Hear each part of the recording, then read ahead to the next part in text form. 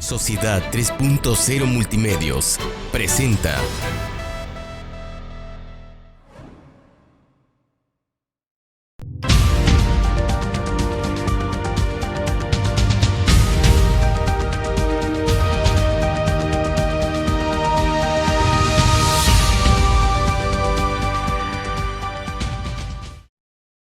Hola, gracias por acompañarnos a una emisión más de Testigos. En realidad resulta fácil presentarlo porque puedo considerarlo, si él me lo permite, un amigo, un paisano, y ser paisano de un cordobés, bueno, más bien de una gente de Tecama, no es algo común, pero usted estará de acuerdo conmigo que es una de las mentes más lúcidas en la materia teológica, y a quien le ha tocado bailar con la más fea porque es vocero de la Arquidiócesis Metropolitana de Jalapa. Me refiero al famosísimo Padre Suazo, al padre Suazo Reyes, quien yo creo que no haya un veracruzano que no conozca. Padre, bienvenido, gracias. Gracias, Toño, para mí es un honor estar en este espacio y sobre todo compartir los micrófonos, pues obviamente para el público que sigue esta emisión, y agradezco pues todos estos rasgos, pero no es para tanto, como decía mi abuelita. No, claro que sí. ¿Cuántos hermanos tiene, padre? Fuimos 10 hermanos, o sea, tengo 9. Y Fuimos 7 varones y 3 mujeres. Y en el orden cronológico, ¿usted en qué nivel está? Yo soy el noveno. O sea, casi el Benjamín. Yo soy casi el Benjamín. Y por ser el cura de la familia, ¿es el consentido? No. El consentido, o los consentidos, yo diría son otros 2 hermanos. Eso no se lo creo, padre. Yo sé que usted no miente, pero a lo mejor tiene un problema de percepción. No. Quiero que sepa que cada semana, sin faltar una, Sí. cada semana, sin faltar una, el padre viaja a ver a su familia hasta la sierra. No es solamente Córdoba, sino es subir, pasar a través de San Rafael Calerría. ¿O por qué ruta se va? Bueno, tomo la ruta de a veces acá de Huatusco. Ah, ok. Entonces entra por Izhuatlán, entra por la zona de Izhuatlán, le queda más corto. Ahí no me pierdo, procuro no perderme, ir a mi tierra, porque para mí es una fuente. ¿Oficia cuando vaya? No, solamente visito a mi familia. ¿Y qué le hacen de comer los lunes? Pues lo que la mamá sabía hacer siempre, ¿no? Los platillos de casa, como es un platillo muy famoso que es pollo con bolitas, que es extraordinariamente sabroso. Y como eso también enchiladas, frijoladas, La comida típica de la Sierra del Gallego, la comida típica de las familias de la zona rural, que aparte es deliciosa, y por supuesto allá el café de olla, que cada familia tuesta. Sí. ¿Sabe qué me frustró? Que la última vez que estuve por allí me encontré pues casi llegando a la parte más alta de la sierra, ya la bifurcación, cuando toma uno hacia Amatlán para Cruz de los Naranjos, una motocicleta tortillera.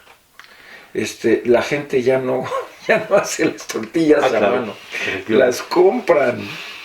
Hay muchos tortilleros hoy, desde las 5 de la mañana empiezan a llegar la venta de las tortillas en los pueblos, y así es ya. Tecama ahora, digo, pero Tecama está en la zona de Tomatlán, cerca de Tomatlán, ahí entre Tomatlán y la Sierra del Gallego. Pero entonces para ir a Tecama, pues uno se va por Huatusco, Coscomatepec, se desvía en Tomatlán y entra tranquilamente, hay carretera hasta Tecama. ¿Cuándo supo que quería ser sacerdote? A los 17 años. ¿No tuvo novias antes? Sí, de hecho tenía una novia cuando tomé la decisión. ¿Estaba usted enamorado? No tanto como ella.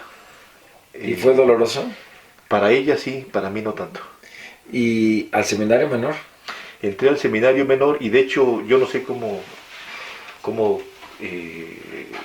decía aquellas cosas que ahora lo recuerdo. Yo tenía como que claridad de que no iba a regresar a mi tierra, que el tren que estaba yo tomando no tenía regreso. Y entonces a la que era mi novia, que incluso esperaba que ya formalizáramos de alguna manera nuestra relación. Cuando se dice eso en el pueblo es ir allá a pedir permiso para que uno pueda visitar a la novia en la casa de su familia, ¿no? Mientras tanto, pues uno ve a la novia en otros lugares, ¿no? Pero ella esperaba eso. Cuando yo dije, pues sabes que yo decidí entrar al seminario y aquí vamos a terminar la relación, ¿no? No tiene esto vuelta, no considero regresar, por lo tanto tenemos que terminar. Uy, qué duro, ¿no? Es fuerte, sí, fuerte. Hay muchas personas que me han escuchado eso y como que suena así como que cruel. No, yo creo que cruel hubiera sido un matrimonio sin la vocación de esposo. Hubiera sido un engaño, hubiera sido una frustración para ambos, ¿no? Pero en este caso éramos novios y ella se casó y fue feliz y tuvo hijos. Ella se casó, fue feliz, tuvo hijos, incluso de vez en cuando nos saludamos cuando nos hemos encontrado. Es una persona de bien, ama de casa, que yo diría vive feliz. Oiga, ¿y el seminario mayor? ¿Y cuándo se aparece Roma en su destino?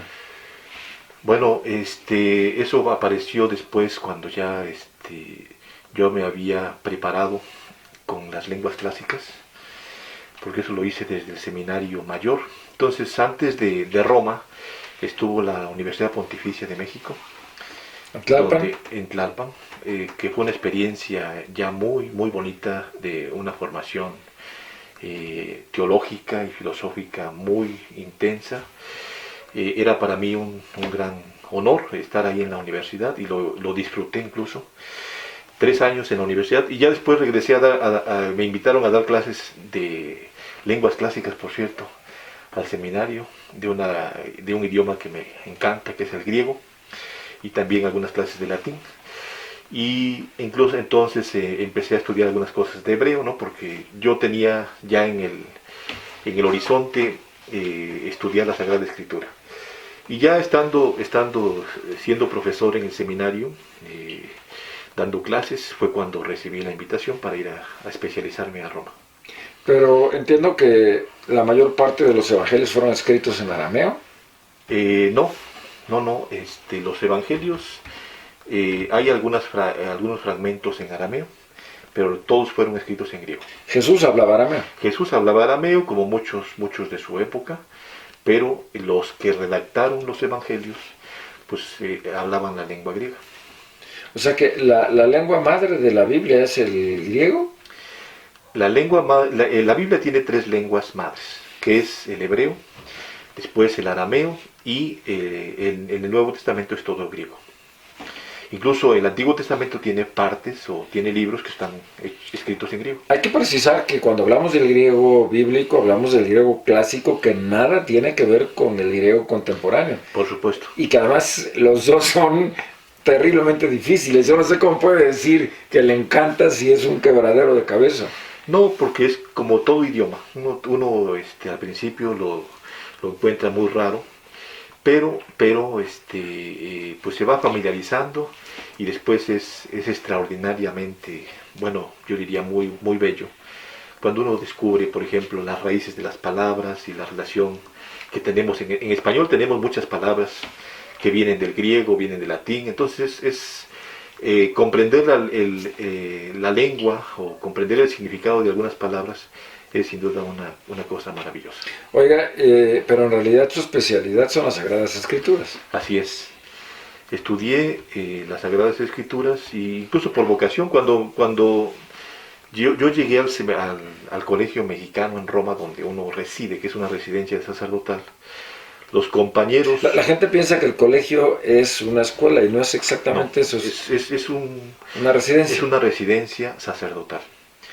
Y ya de ahí uno se distribuye a las universidades romanas. Y entonces yo me inscribí en el Instituto Bíblico de Roma, que es una de las instituciones más, pues, ¿cómo decirle?, más reconocidas en el estudio de la Sagrada Escritura de la Iglesia Católica. Porque, bueno, mis amigos y compañeros en el colegio me preguntaban, ¿qué van a estudiar? Pues éramos 3, 4 los que habíamos escogido estudiar la Sagrada Escritura, y eso significaba ir con los leones, ¿no? Era una dedicación extraordinaria, había que estudiar demasiado, dedicar mucho tiempo, ¿no? Mientras que otros podían fácilmente pues llevársela más tranquila. Y aparte, en un país extranjero, Sí, con una cultura distinta, con un nivel de exigencia que me parece a mí a veces es excesivo. Creo que la curia romana es muy exigente, ¿no? sí, siempre ha sido así. ¿Por qué lo dejaron regresar a México? Porque aquí, porque de México yo salí. Yo recibí algunas invitaciones a quedarme allá en Europa, pero yo tenía la obligación moral de que si la arquidiócesis de Jalapa había invertido en mi formación, yo debía regresar a servir a esta... Pero entonces estoy en lo cierto, sí fue observado por la curia romana y considerado para quedarse a trabajar allá. Sí, sí, hubo invitaciones, y más que la curia, las universidades. Quiero decir, las universidades donde yo estudié. ¿Usted se define más mentor, más profesor que sacerdote? No, siempre sacerdote, con algunos momentos de enseñanza, ¿no? Como docente, pero siempre sacerdote. Diría que le tocó bailar con la más fea, le tocó el tema de la comunicación social y con frecuencia habla no solo a nombre de la arquidiócesis, con frecuencia su voz se refiere por supuesto a la feligresía, pero también a las otras demarcaciones diocesanas que hay en el territorio de Veracruz, en la provincia, y pues como que no está el caldo para echarle bollos, ¿no? Fíjese que nunca he visto la comunicación social como una novia fea. Al contrario, he encontrado satisfacción, he encontrado aprecio, he encontrado muchos amigos y yo consideré que cuando me invitaron a esta labor, que obviamente no, para esto no, yo no tenía una capacitación técnica, mi especialidad era Biblia, Sagrada Escritura, teología, pues la comunicación teológica, pero no la comunicación social. En un principio, cuando pedí referencias sobre este servicio, así me lo presentaban, como una novia fea, bailar con la más fea, y nunca lo he considerado así. Al contrario, yo me siento a gusto, porque creo que la iglesia tiene siempre una voz, una palabra que comunicar, un mensaje que transmitir, y entonces es un privilegio incluso poder decir lo que piensa la iglesia o lo que dice la iglesia sobre algunos asuntos, con los interlocutores que tenemos, algunos que son muy observadores, muy críticos, pero incluso con los que hemos entrado también en una buena comunicación. Entonces no lo considero así. El primer regalo que yo recibí de su jefe directo, el primerito, fue el documento de Aparecida sobre las modalidades de la comunicación social eclesial. Supongo que se lo sabe de memoria. De memoria no, pero conozco algunas cosas. Lo que está claro es que su jefe sí sabe y debe ser muy exigente, ¿no? Seguramente sabía a qué nos íbamos a meter. Es que además entre cientos de opciones lo escogió a usted. No había otro. No Había otro. Fue por eliminación, no. Yo creo que una vez, le cuento una experiencia, íbamos a hablar de un tema que era, entonces, bueno, siempre ha sido un tema polémico. Yo era decano en la ciudad de Jalapa, en un decanato, en el decanato poniente, y entonces nos tocó hablar sobre una serie de enseñanzas sobre el tema de la vida, la defensa de la vida, porque en la Iglesia Católica defendemos la vida. Y ahí se establecieron elementos, obviamente jurídicos, médicos, y al final los teológicos, porque no es desde esa herramienta o desde ese aspecto con el que dialogamos con el mundo, sino dialogamos con las herramientas que nos da la sociología, la pedagogía, la ciencia jurídica. Bueno, entonces yo ciertamente estaba muy impresionado. Era la primera vez que yo tenía como una declaración, porque a mí me tocó leer el documento. Y entonces, obviamente, las preguntas de los periodistas que iban a estar ahí, yo me imaginé que todas iban a venir conmigo, entonces estaba yo muy angustiado. En ese momento sí, no era yo el responsable. Y recuerdo que mi arzobispo me dijo esta frase que aprecio y que me ha servido para la vida. Dice, los periodistas que están ahí son nuestros aliados, porque ellos van a comunicar lo que comuniquemos aquí, lo van a transmitir o a traducir en sus palabras a las demás personas. Y entonces eso me dio una lectura diferente de los interlocutores. No son los adversarios, sino somos al final de cuentas, desempeñamos servicios diferentes en la sociedad. El tema yo creo que ya trasciende al medio, es decir, a la forma en la que la iglesia comunica, y esto incluye a los reporteros, y la cuestión de ahora es preguntar si la audiencia escucha, padre. Yo creo que sí se escucha, porque ha habido mensajes que han incidido en la sociedad. Y otra cosa es si es lo suficientemente como para transformar, pero algo se escucha. Hay que seguir, mientras uno tenga un micrófono, hay que hablar. Hay que aprovechar la ventana. Hay que aprovechar la ventana para asomarse y para hablar. Entonces, y luego en el tema de la comunicación hay algo que a mí me apasiona, que es el tema de la hermenéutica, que es el tema de toda la sintaxis. Eso me apasiona. Luego, a usted hay que preguntarle si se le debe clasificar, no solo por su experiencia académica, por su formación, por muchos años de disciplina y estudio, sino por sus conocimientos, pero también por su práctica cotidiana y su firmeza en el bando de los rudos o en el de los técnicos. ¿Es usted rudo?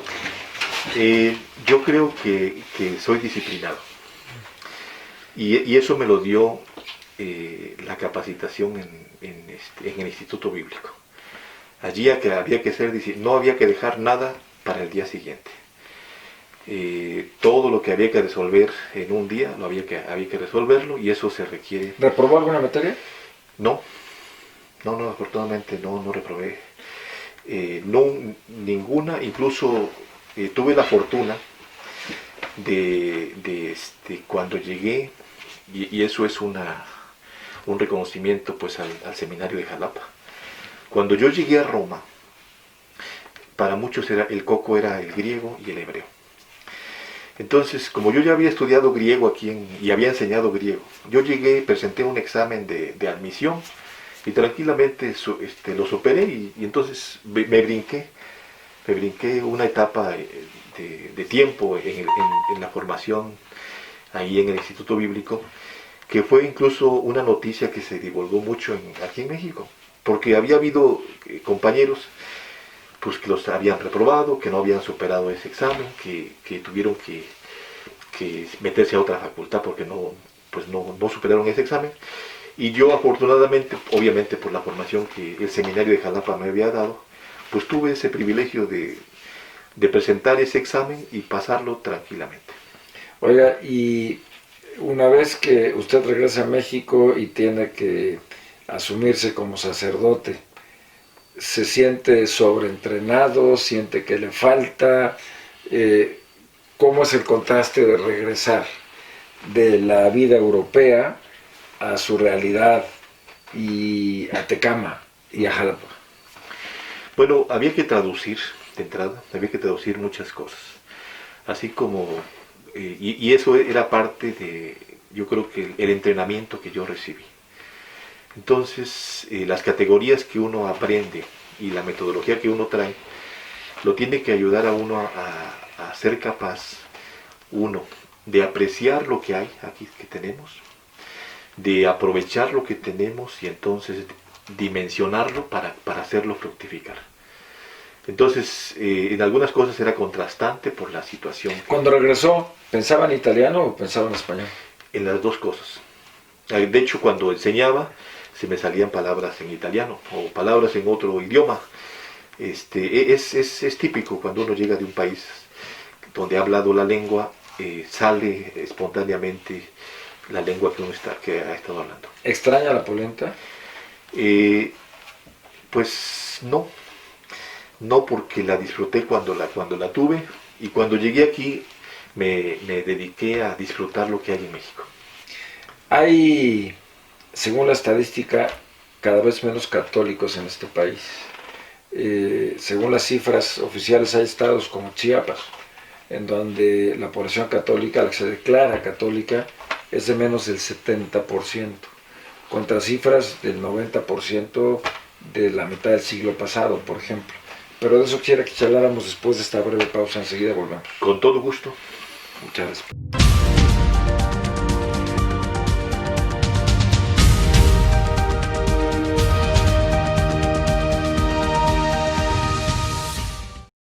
Si quieres marcar la diferencia y buscas nuevos retos, 25 años nos respaldan impartiendo educación en el estado de Veracruz. Somos una institución de prestigio con alta calidad educativa. Ofrecemos 14 licenciaturas, 18 especialidades, 8 maestrías y 4 doctorados. Disfruta de un mundo de grandes posibilidades gracias a los planes de estudio, costos accesibles, el programa de becas y las distintas modalidades de enseñanza. Porque tu futuro es nuestro principal objetivo. Ven, pregunta e inscríbete. Universidad IBES.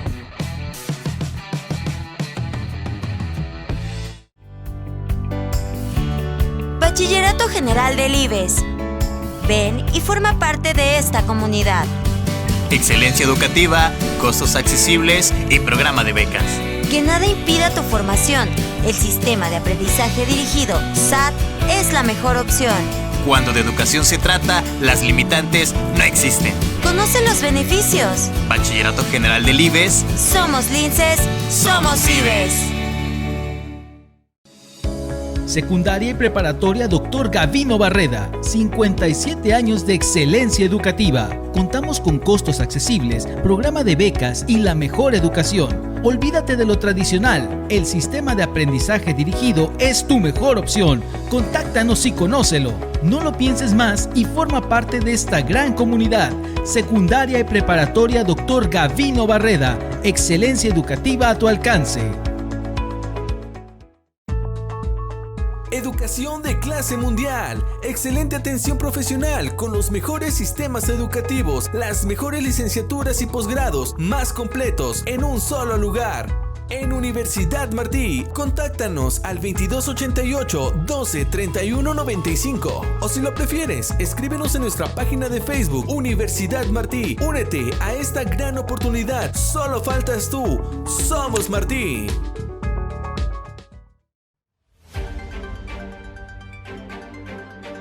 Mantente informado a través de las plataformas de Sociedad 3.0 Multimedios. Somos un portal de noticias, radio por internet y televisión.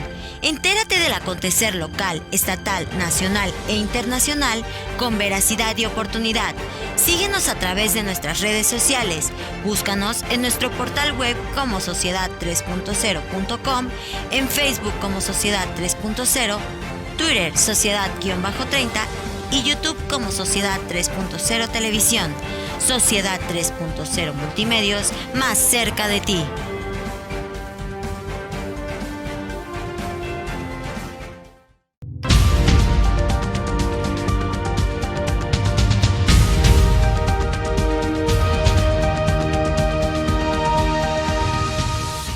José Manuel Suazo Reyes, párroco, en realidad literalmente el sacerdote de una comunidad, el responsable de un grupo eclesial con una feligresía que tiene que pagar la luz, que tiene que pagar el mantenimiento, que tiene que pagar el salario del sacristán, que tiene que acudir a las misas de exequias, que tiene que atender a las familias, que tiene que poner de acuerdo a los matrimonios que están peleando, que tiene que negociar con los distintos grupos que integran el consejo parroquial, pero además tiene que ser el vocero de la arquidiócesis y administrar Alégrate, que es una publicación que ya por sí misma es de muchísima trascendencia y se ha vuelto un referente del pensamiento de pensamiento católico en Veracruz, y yo diría que en todo el sureste de México.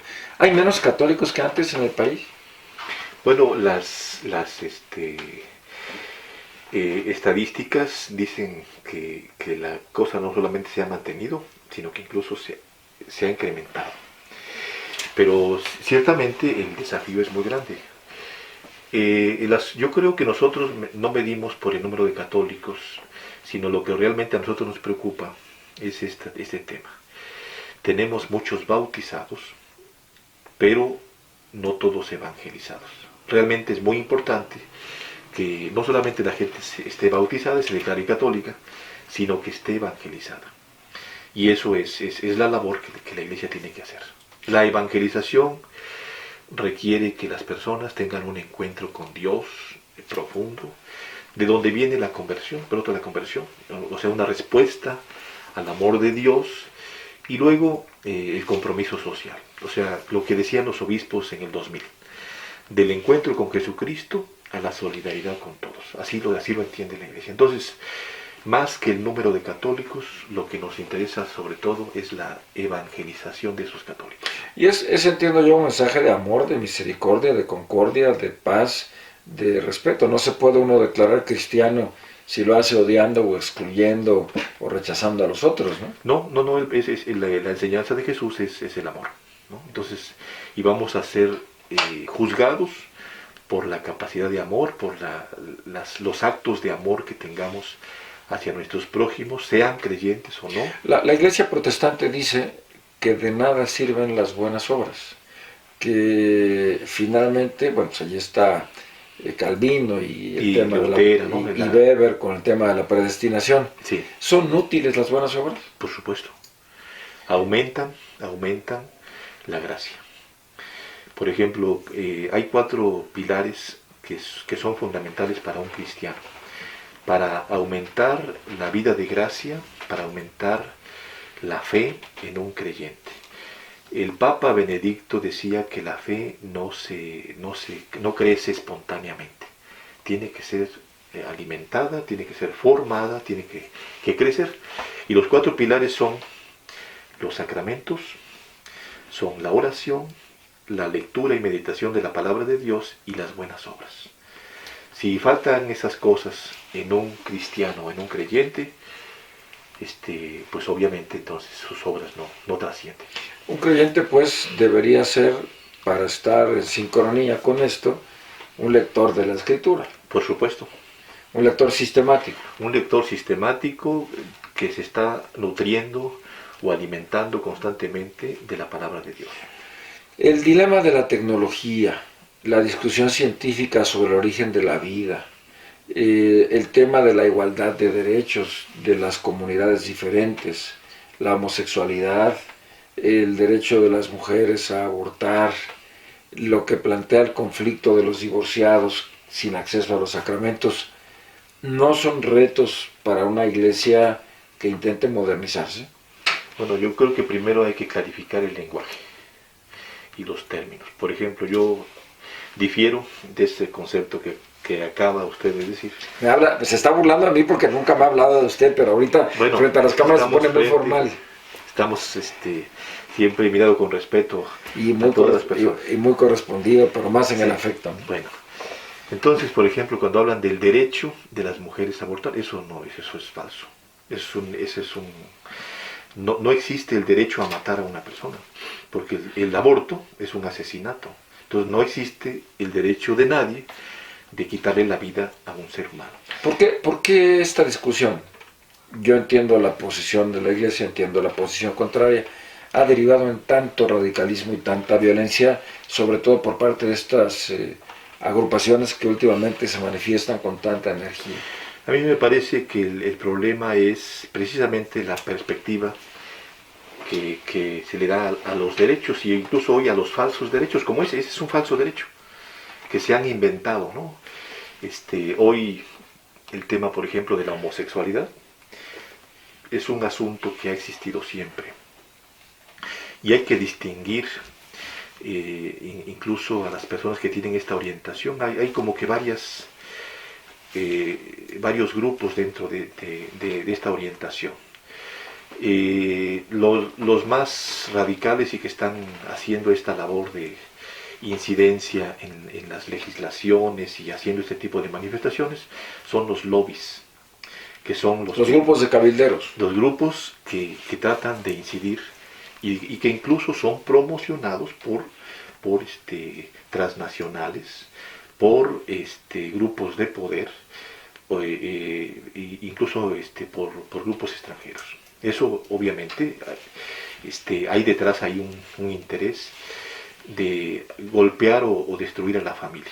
Entonces hay otros grupos, por ejemplo, de homosexuales que tienen esa situación. Unos, por ejemplo, viven con esa crisis de buscar una ayuda porque no viven contentos con esa situación. Y por eso nos parece aberrante que exista ahora en la Ciudad de México una ley que prohíbe las terapias de sanación. Es decir, que lleva a la cárcel o va a llevar a la cárcel a un padre de familia que busca una terapia o a un psicólogo que busca dar una terapia de orientación. Pero me parece lo más normal que un padre de familia que tiene a su hijo y que quiere que su hijo tenga la información y la formación que requiere y que se la prohíban porque eso es un derecho de los padres y es algo que atenta contra ese derecho de los padres. Entonces, al margen de la cuestión legal, si se demostrara que, por ejemplo, la homosexualidad tiene una carga genética que no es un acto voluntario, sino una cuestión fisiológica, ¿cómo tendría que abordarse el tema? Habría que esperar que se logre esa investigación, porque hasta este momento lo que sí se ha demostrado es que no existe un gen homosexual. No se nace homosexual, sino que hay algunas situaciones son por cuestiones culturales, de la relación familiar, el trato. No falta también casos donde de repente es por cuestiones de un abuso sexual. Y bueno, también el tema de las hormonas, ¿no? Entonces hay personas que pueden tener una carga mayor de hormonas que los hacen... Eso sí sería fisiológico. Eso es una cosa fisiológica. Pero la otra cosa es que la persona tenga esta orientación por Y el caso de los embarazos por violación, padre. Ajá. ¿Hay que mantener vivos a esos niños? Bueno, el principio general es que sí. Es que sí, porque de por medio está la vida. El problema, yo creo que de las leyes actuales, que castigan al inocente, en este caso al concebido, y el castigo es la destrucción, es la muerte, es por qué no se ha atendido el caso de los violadores. Vamos, el caso de quien cometió ese delito. ¿Y por qué no buscar y promover leyes o iniciativas de políticas públicas que apoyen a la mujer embarazada, que le ofrezcan alternativas, que le den información suficiente? O sea, que una mujer, cuando se encuentra en una situación como esa, porque yo conozco casos tanto de mamás como de personas que han sido, digamos, han sobrevivido a esa situación, fruto de una violación. Y esas madres viven con mucha paz y mucha tranquilidad. El problema es cuando son niñas, ¿no? El problema es cuando son menores y no tienen la capacidad ni la madurez. Bueno, por eso hay que hacer una cultura de la vida. O sea, la muerte nunca va a ser solución a estas graves problemas que sin duda existen y que cuando una persona los vive, pues vive una tragedia en su historia. Cuando una mujer ha sido lamentablemente violada y eso trae como consecuencia una concepción, pues entonces no faltan las mujeres que sí viven en ese dilema. O sea, ¿cómo voy a dar vida al producto de este monstruo, ¿no? Sin embargo, ahí es donde ha habido casos que son honorables de mujeres que vencen esa situación y permiten que esa persona exista. Quisiera pasar un poco al tema teológico. Con gusto. David fue un gran pecador, llegó al homicidio y además provocado por la lujuria, y sin embargo Dios lo perdonó. Y en cambio, alguien que quiso detener el tabernáculo con la mejor buena fe para que no se cayera al suelo, lo fulminó un rayo. ¿Por qué esa diferencia de trato, padre? Porque los que escribieron la Biblia fueron seres humanos. Y David tenía muy buenos difusores de su imagen. Tenía buenos responsables de comunicación social. Tenía buenos responsables de comunicación. O sea, al final de cuentas, la historia bíblica es contada por un grupo de en este caso, de gente afín a David. Entonces había que exaltarlo. Cuando uno estudia los libros históricos, la historia de David, de cómo llegó al trono, descubre no solamente esas cosas, sino cómo se las ingenió para destruir la familia de Saúl, que tenía la posibilidad de sucederlo, tenían el derecho de sucederlo, pero también cómo se alió con los enemigos, con los filisteos, fue a estar con ellos, y luego cómo él mismo fue escalando situaciones para llegar hasta el poder. Entonces tuvo un buen equipo de difusión que le ayudó a salvaguardar su imagen. Se metió hasta las mañanitas. Sí, yo siempre he preguntado cuáles son las mañanitas que cantaba el rey David y nadie me sabe contestar. Oiga, ¿debo como practicante creer que Jonás estuvo en la panza de una ballena? Bueno, lo que hay como practicante hay que hacer es leer los géneros literarios. Ya me perdí. No, es que la narrativa, o sea, la Biblia está llena de imágenes, ¿sí? Es muy de parábolas. Es de parábolas, es de géneros literarios, y por eso cuando uno estudia la Sagrada Escritura hay que decir, a ver, de esto que nos dice la Biblia, ¿qué cosa es histórico? ¿No? ¿Qué cosa sucedió? ¿No? ¿Y qué cosa se nos contó? Entonces, no necesariamente debe creer eso. Es más importante todo lo que representa Jonás. O sea, el papel de Jonás, por ejemplo, la pregunta esa que Dios le hace al final de su libro. Jonás se enoja porque Dios es misericordioso. Jonás se sentó ahí en el desierto después de ir a anunciar que los ninivitas iban a ser destruidos, ¿no? Y entonces, después de que él anunció esa calamidad para ese pueblo porque era un pueblo pecador, se encontró con un Dios misericordioso. Y él fue a sentarse para ver cómo iba a destruir Dios al pueblo. Y resulta que Dios hizo lo contrario. Y se lo reclama a Dios. Y el Señor... Me hiciste quedar mal. Sí, ¿cómo es posible que me involucras, me haces vivir todas estas experiencias y yo por eso me quise ir, ¿no? Ya sabía cómo te comportas, ya sabía que como cuando en la casa la mamá trata a todos los hijos con la misma caridad, ¿sí? que al bueno, que al malo. Que al que es colaborador y al que es flojo y perezoso y hace a todos lo sienta y le sirve su mejor guisado. Y entonces no falta alguno que empiece, bueno, ¿por qué lo sientas aquí en esta misma mesa y la atiendes igual y le haces fiesta? Porque, si es un desobligado. Bueno, porque es mi hijo y porque lo amo.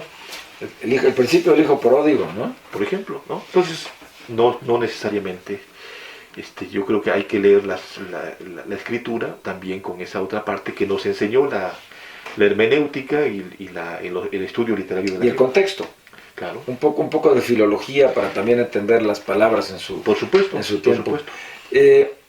Cuando quieren juzgar a alguien o lo quieren exhibir o lo quieren ridiculizar, se lo han hecho a muchas personas famosas, yo no lo soy, pero bueno, les preguntan qué libros han leído. Uh-huh. A mí, para avergonzarme, y lo hago como autocrítica, tengo que decir que hay muchos libros con los que nomás no he podido. El juego de los avalorios de Germán Gess, por ejemplo, Ulises de James Joyce, que ha sido mi coco toda la vida, pero en donde me doy, es en el Apocalipsis. Ya que estoy frente a un gran teólogo, ¿me puede usted explicar cuál es el mensaje del Apocalipsis? ¿Qué significa? Bueno, el libro del Apocalipsis es un libro que está escrito en claves. Por un anciano de 90 y tantos años. Pues así Juan, ¿no? Sí. Que vivió ya en Éfeso. En ¿no? Éfeso. En Éfeso y en la isla de Patmos, ¿no?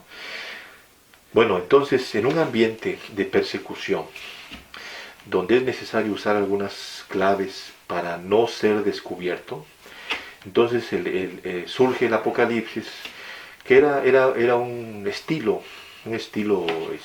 del mundo bíblico. La apocalíptica fue una época dentro del judaísmo y que se utilizó lejos de significar aquello que normalmente descubrimos cuando lo leemos a Las primera plagas, vista, ¿no? sí, Que las plagas, los jinetes y los monstruos, la ruptura de los sellos y las trompetas sonando. Bueno, y eso pareciera que... el Argamedón. Sí, bueno, eso es un lenguaje simbólico y es un lenguaje en clave.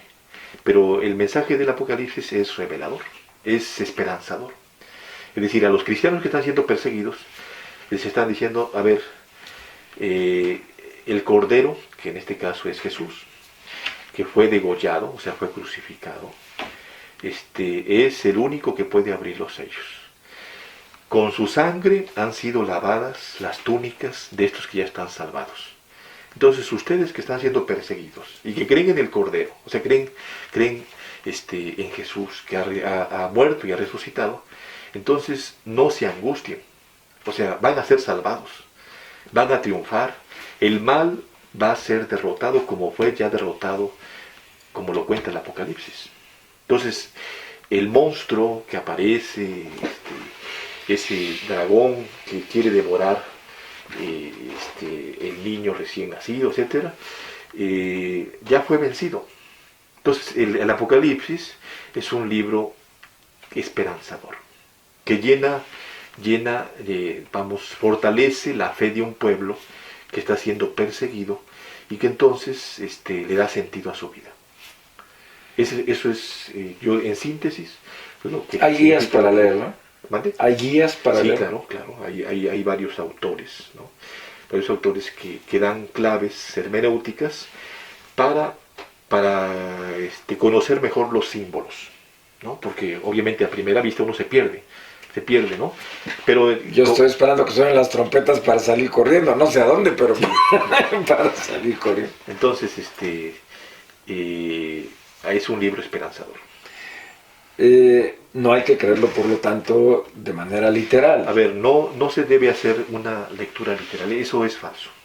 Nunca la escritura... Esperar que 110,000 niños... No, por supuesto, 144,000 son los únicos salvados, pues es un número, ¿no? Es un número. ¿Por qué los hebreos son el pueblo elegido? ¿Los que no somos hebreos somos de segunda? No. Cristo hizo de los dos pueblos uno solo. O sea, Cristo vino a reconciliar. A alguien se le tenía que manifestar Dios y escogió a un pueblo. No porque fuera el mejor, como dice el Deuteronomio, sino por amor. Entonces Dios escoge un pueblo que se convierte en luz de las naciones. O sea, está llamado a ser un mensajero de los contenidos de Dios. Y por eso Jesús contó esa parábola, por ejemplo, de los viñadores, ¿no? De los que son invitados a la viña, que rechazan trabajar en la viña, y otros aceptan, y entonces pues son todos los que hemos sido invitados a estar en la viña del Señor, judíos y no judíos. Entonces formamos parte. ¿El perdón nos alcanza a todos? Yo creo que Jesús vino a eso, ¿no? La misericordia de Dios es infinita, y se requiere un poco se requiere la respuesta. Por eso Jesús habla de un pecado que no se perdonará, que es la blasfemia contra el Espíritu Santo. Y la blasfemia es negar a Dios, es ofender, pero también decir que Dios no me va a perdonar. Entonces es cerrarle la llave de paso al gas, al agua y entonces, a la vida. A la vida, ¿no? Entonces la misericordia de Dios es infinita. ¿Cuántos libros tiene la Biblia? 73 libros. 73. 73. En 27 del Nuevo y 46 del Antiguo Testamento. En castellano sabemos cuántas palabras son. Sí hay yo no lo recuerdo en este momento, pero sí hay estudios. Hay estudios, por supuesto. Oiga, y hablando de las concordancias, usted, si tuviera que elegir un versículo que resumiera su vocación, su creencia, su esperanza en el amanecer, en el cielo, ¿cuál escogería? Amós 7:14. El profeta Amós. ¿Qué dice? Que dice esto. El Señor me llamó de detrás del rebaño y me dijo, ve y profetiza. Yo efectivamente me siento afortunado de que el Señor me haya llamado de Tecama. Tecama es mi pueblo de origen, del que me siento profundamente orgulloso. Ahí tuve mi primera escuela y la más importante, que es la vida de la vida. Pero de ahí el Señor me llamó y me llevó a otros horizontes, me ha puesto en otros lugares, pues también para la dimensión profética. Y ese versículo yo me siento muy identificado con él. Yo soy pueblo sacerdote. Sí, claro. ¿Y qué me toca hacer? Llevar una vida que sea agradable a Dios.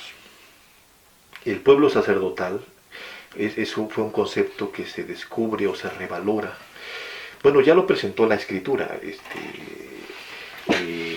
Esa imagen del pueblo de sacerdotes y de reyes viene desde el pueblo judío. Son los fariseos, básicamente, la pompa y la... No. Esos hacían una función sacerdotal. Pero el pueblo de Israel, como tal, era considerado, y lo dice el Deuteronomio, un pueblo de sacerdotes y un pueblo de reyes. O sea, un pueblo que Dios escoge, porque con su vida, su misión, su trabajo, todo lo que hacían, estaban llamados a darle gloria a Dios.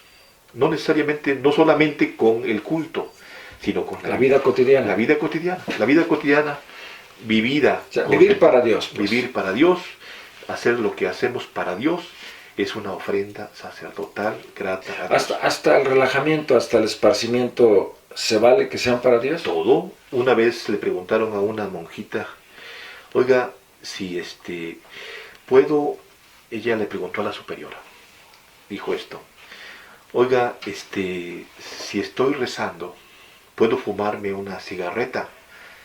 Y la superiora pues se escandalizó. ¿Cómo es posible que que quieras hacer eso? Es una falta de respeto a Dios, ¿no? Que mientras tú estés rezando te fumes un cigarro. Y entonces cambió la pregunta, oiga, si yo me fumo un cigarro o una cigarreta, ¿puedo rezar? Entonces la vida, toda la vida está hecha para darle gloria a Dios. Todo lo que hacemos, nuestros pensamientos, nuestras obras, nuestros proyectos, debemos darle gloria a Dios. Oiga, no quiero terminar sin preguntarle por qué está tan tensa la relación de la Iglesia Católica con las autoridades locales y federales. Pues yo creo que por puede ser por los planteamientos que se hacen de parte y parte, que no coinciden. ¿Hay falta de respeto de la autoridad hacia la Iglesia y los feligreses? No, hasta este momento todavía no se ha dado ese tipo de cosas. Pero tampoco hay escucha, tampoco hay diálogo, tampoco hay encuentro. Bueno, hay una relación institucional, hay una cierta comunicación. Yo me percaté, por ejemplo, y para mí fue muy doloroso porque yo le tenía un cariño muy especial, que cuando murió el cardenal Obeso, el alcalde de Jalapa no se presentó ni mandó ni siquiera un telegrama. Me pareció hasta ofensivo, despreciativo. Bueno, incluso eso, pues faltó, una falta de conocimiento de quién era don Sergio Obeso, primero como persona. Pero no por su pompa, además, no por sus nombramientos, sino lo que era para la comunidad. Así es. Pues eso revela ignorancia, revela más que faltas de respeto. Desprecio, ¿no? Pues una actitud que no es elogiable. Lo dice usted muy diplomáticamente. En este momento está en el bando de los técnicos. Padre Suazo, muchísimas gracias. Podríamos pasar horas charlando con usted. Hay muchos temas. Me encantaría que nos diera el privilegio de volver a conversar, entrarle a fondo a la cuestión del aborto, entrarle a fondo a la cuestión de la homosexualidad. Pero son unos cuantos minutos, no tenemos suficiente espacio. De verdad le agradezco. Él viene de trabajar, acaba de concluir la celebración de una Eucaristía. Y bueno, pues le aprecio muchísimo al padre Suazo Reyes, José Manuel Suazo Reyes, vocero de la Arquidiócesis de Jalapa y párroco. ¿Cómo le va al párroco? Muy bien, gracias a Dios. ¿Es difícil? No, yo lo disfruto mucho. ¿A qué días confiesa? Todos los días. ¿Cuánto tiempo? Es 7 por 24. ¿Cuántas veces se necesita? Es decir, normalmente, obviamente tenemos que tomar un descanso, tenemos que tener espacios para nuestra oración, pero debemos estar siempre disponibles. ¿Es lo más pesado? No. ¿A usted no le provoca un conflicto emocional la confesión? No. ¿Cómo se libera de las broncas? ¿Te escucha? Nos han enseñado en el seminario. ¿Hay técnicas? Técnicas, sí, claro. En psiquiatría se llama contratransferencia y debe ser muy difícil las cosas que escuchan en la confesión. Bueno, si me lo permite usted, y esto después lo editan, le voy a contar una imagen que nos dio un profesor. Cuando hicimos esa pregunta, ¿cómo lo hacemos para desintoxicarnos? Para que eso que nosotros escuchamos... No normalizarlo, no volverlo cotidiano. Asumirlo en nuestra historia, ni involucrarnos, porque uno se puede involucrar indebidamente, ¿no? Bueno, y nos puso esta imagen. Es un poco grotesca, pero es muy real. Dice, miren, en el inodoro, en el baño, hay una palanquita que después de que la persona entra al baño, la baja. Y ahí se acaba. ¿Cuántas veces al día baja la palanca? La técnica hay que bajar la palanca muchas veces. Bueno, lávese las manos después de dejarla. Por supuesto. Por favor. Hay que bajar la palanca siempre. No se vale contaminarse con nada. Porque si no, no sirve a los demás, ¿no? No es útil. No, pues uno se enfermaría, ¿no? Claro. Y eso vale para todo. Vale para todo, una profesión, un oficio. Todos tenemos a veces momentos críticos y difíciles que lo pueden contaminar a uno si uno se envuelve en ellos. Entonces tiene uno que distinguir en qué momento uno tiene que bajar la palanca y ya, lo resolví, o tiene solución, ya no me debo preocupar. Y a lo que sigue. Y lo que sigue. Bueno, ya no le pregunté, no da tiempo. Murieron muchos sacerdotes con la pandemia, entre ellos el vicario general de la arquidiócesis, el padre Gilberto. Se ordenaron 4, pero supongo yo que sigue habiendo un vacío importante. Sí, siempre que muere un sacerdote, y más en estas cosas, que murieron sacerdotes jóvenes, pues obviamente... Jovencísimos, de verdad. Digo, no por la pandemia, ¿sí? En el caso de la pandemia murieron 3 sacerdotes. El padre Alvarito. El padre Alvarito, el padre Gilberto y el padre Gabriel. 2 ya eran mayores, ya estaban retirados, pero el padre Gilberto estaba... era el segundo en la línea de administración de la arquidiócesis. Es correcto, pero también falleció uno por cáncer, el padre Juan Francisco Díaz, muy joven. Recientemente murió otro sacerdote también por un infarto, padre José de Jesús López, muy joven, 54 años. Y a mí lo que más me sorprendió fue el padre Alvarito, porque me mandó el evangelio en la noche del domingo y el lunes a las 7 de la mañana me dicen que murió. Yo no lo podía creer. Bueno, pero lo más extraordinario fue que el domingo anterior escribió sobre el coronavirus y se publicó en nuestro semanario. Caray. Bueno, pues entonces, pues para mí un placer estar aquí. Que se repita, padre. ¿Cuántas veces lo que le entramos a los temas más candentes? Y lo haremos con mucho agrado, sin duda, sin complicaciones. Gracias, padre. El padre José Manuel Suazo Reyes, una vez más, bienvenido. Le espero en la próxima emisión de Testigos. Muchas gracias. Hasta la próxima. Sociedad 3.0 Multimedios presentó